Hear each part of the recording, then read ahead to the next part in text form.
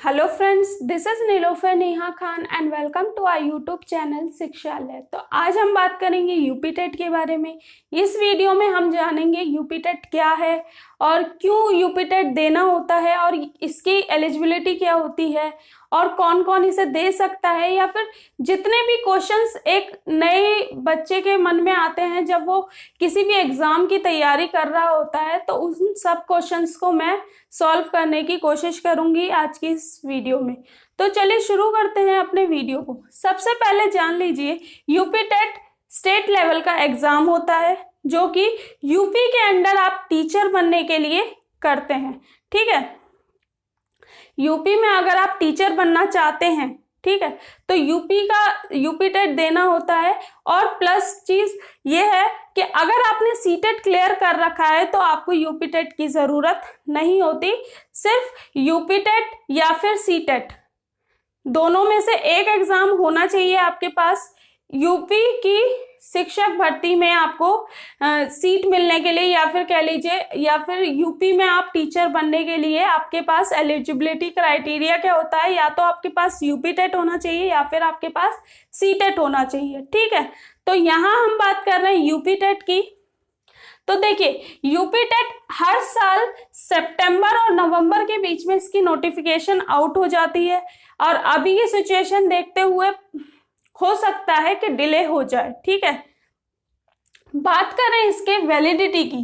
ठीक है, ये कितने साल तक वैलिड रहता है। देखिए, जैसे सीटेट आपका 7 साल के लिए वैलिड होता है। एक बार कोई बच्चा सीटेट क्वालिफाई कर ले, ठीक है, सीटेट में अगर कोई बच्चा पास हो जाता है या फिर यूपी टेट में कोई बच्चा पास हो जाता है, तो ये वैलिडिटी आपकी कब तक हो जाती है? 5 साल तक।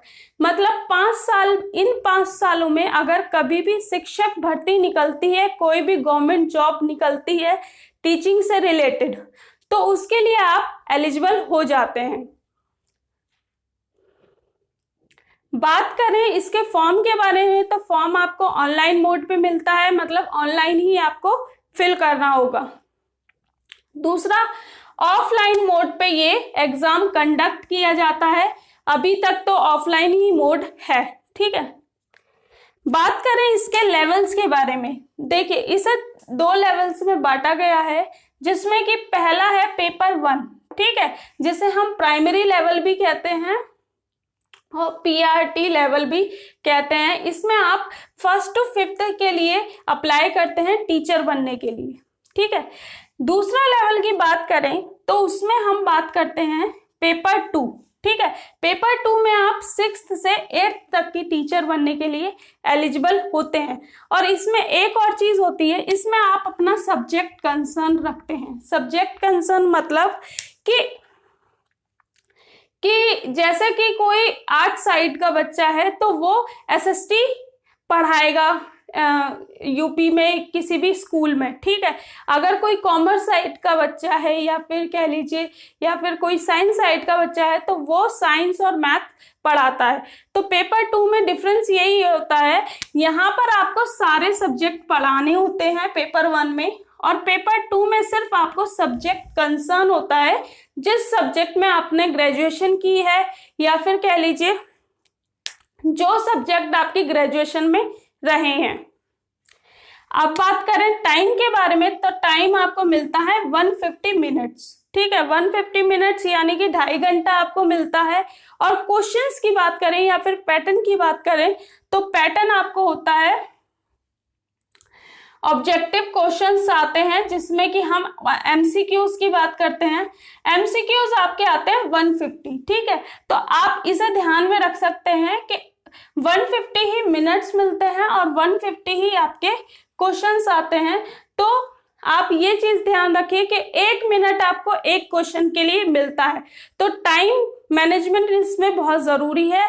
किसी भी एग्जाम में टाइम मैनेजमेंट बहुत जरूरी है, लेकिन अगर हम इस एग्जाम की बात करें तो यहां पर आपको टाइम मैनेजमेंट जरूर करना है।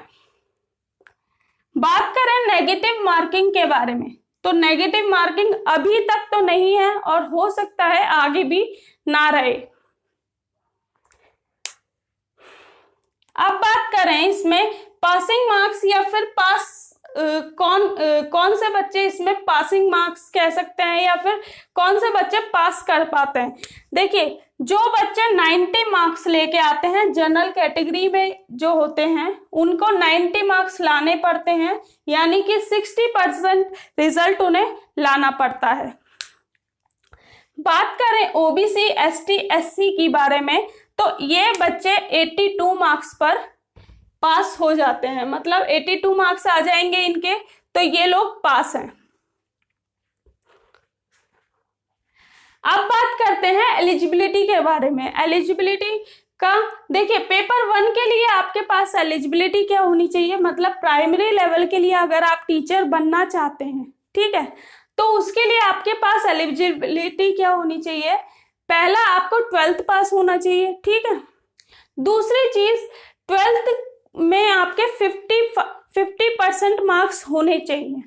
एनी हाउ 50 से अगर कम होंगे तो आप इसके लिए एलिजिबल नहीं है।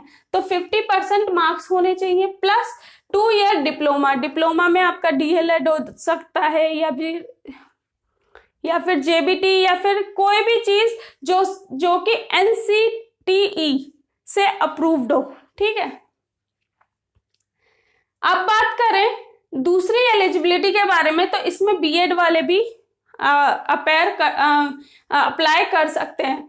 तो ग्रेजुएशन होना चाहिए आपका 50% मार्क्स प्लस बीएड होना चाहिए, या फिर 12th में आपके 50% मार्क्स ही होने चाहिए और आपका 4 इयर्स का बीएलएड होना चाहिए, ठीक है। तो आप पेपर 1 के लिए एलिजिबल हो जाते हैं, ठीक है। अब बात करें अपेयरिंग स्टूडेंट के बारे में, मतलब जो बच्चे बीएड में एडमिशन ले चुके हैं वो बच्चे इसमें एलिजिबल होते हैं या नहीं। तो बात करें, फर्स्ट ईयर आपका कंप्लीट होना चाहिए तभी आप एलिजिबल होंगे, ठीक है।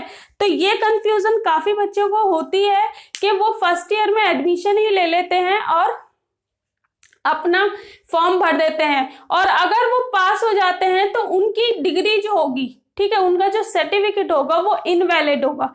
क्यों? क्योंकि यहाँ पर साफ साफ मेंशन किया होता है कि आपको फर्स्ट ईयर कंप्लीट करने के बाद ही किसी भी टेट के लिए फॉर्म फिलअप करना होता है, चाहे वो यूपी टेट हो, सी टेट हो या फिर कोई भी अदर टेट हो।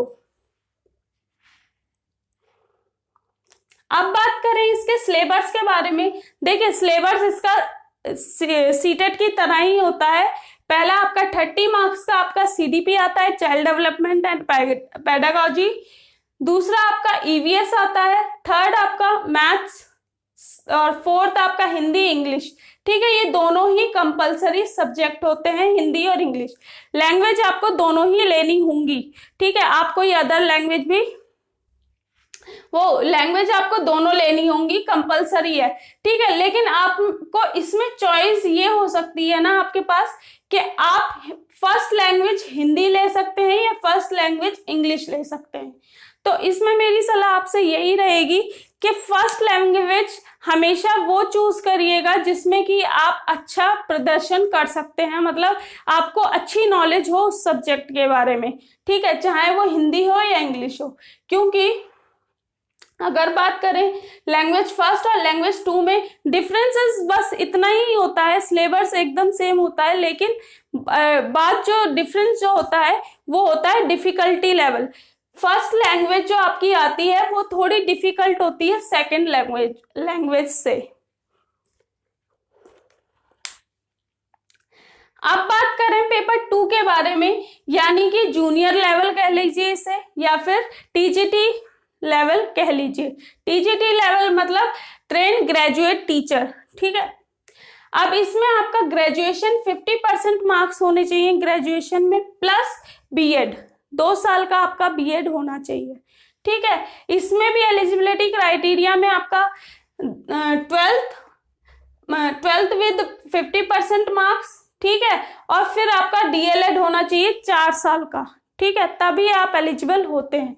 और बीएड वाले बच्चे पेपर 1 भी दे सकते हैं और पेपर 2 भी दे सकते हैं, तो उनके पास ये चॉइस होती है।